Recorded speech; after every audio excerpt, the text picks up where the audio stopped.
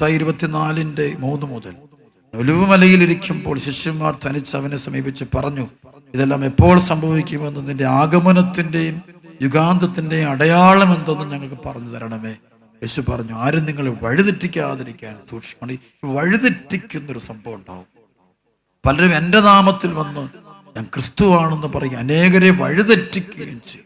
നിങ്ങൾ അവിടെ പറഞ്ഞ യേശു അവിടെ പറഞ്ഞ അവര് അതിനും വളരെ പറയുമ്പോണ്ട് അനേകർ, അതായത് തെരഞ്ഞെടുക്കപ്പെട്ടവരെ പോലും വഴിതെറ്റിക്കത്തക്ക വിധത്തിലുള്ള വലിയ അടയാളങ്ങളും അത്ഭുതങ്ങളും പ്രവർത്തിക്കുന്നു. അതാണ് പിശാചിനുള്ള ഈ വീഴ്ത്തപ്പെട്ട മാലാഖമാർക്ക് മുമ്പിൽ തിന്മ തുറന്നാണ് അവന് കിടക്കുക. അവൻ എന്തിനും അടയാളങ്ങൾ കാണിക്കാനുള്ള കഴിവ് അവന് കൂടുതലാണ്, അത്ഭുതങ്ങൾ കാണിക്കാൻ കഴിവ് കൂടുതലാണ്. അതുകൊണ്ടാണ് സഭ എപ്പോഴും വളരെ ജാഗ്രത പാലിക്കുന്നതാണ്.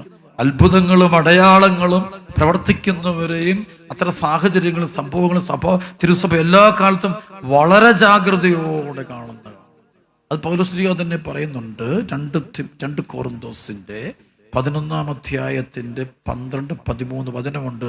അതായത് കപട അപ്പസ്തോലന്മാരെ കുറിച്ച് പറയുമ്പോഴുണ്ട്, പിശാച് പോലും പ്രഭാപൂർണനായ ദൈവദൂതനായി വേഷം കെട്ടാറ്. കാരണം ഇവനൊരു ദൈവദൂതനായിരുന്നല്ലോ. ഈ പിശാച് ഒരു ദൈവദൂതനായിരുന്നത് കൊണ്ട് അവനെ അടയാളങ്ങൾ കാണിക്കാൻ, പ്രവചനങ്ങളൊക്കെ കൊടുക്കാൻ, അത് അവസാന നാളുകളിൽ ഇറങ്ങുമെന്നവർ ഏറ്റവും കൂടുതൽ യേശുവിന്റെ നാമത്തിൽ തന്നെ സംഭവിക്കുന്നവർ. ഈശോയുടെ നെയിം ഓഫ് ജീസസ് തന്നെ അടയാളങ്ങളും അത്ഭുതങ്ങളും പ്രവർത്തിക്കുന്ന പിശാചുക്കൾ ലോകത്ത് വരുമെന്ന് പരിശുദ്ധാത്മാവ് ബൈബിളിൽ എഴുതി. അതിന്റെ കൊണ്ട് വിവേകവും കൃപയും ഇല്ലാത്തവരെല്ലാം അവന്റെ വായിൽ ചെന്ന് വീഴും. തിന്മയുടെ ശക്തികൾ വരുന്ന അറിയാൻ പറ്റില്ലെന്ന് അടയാളങ്ങളും അത്ഭുതങ്ങളൊക്കെ കാണിച്ചുകൊണ്ട് വരും, പലയിടങ്ങളിലും വരും.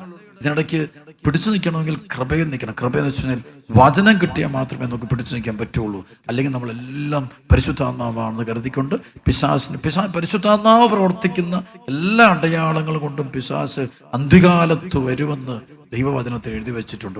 വഞ്ചിക്കാൻ ബൈബിളിൽ വഞ്ചനയുടെ ഒരു അരൂപി ഇറങ്ങും. ഒരുപാട് പേര് അതിനകത്ത് പെട്ടുപോകും.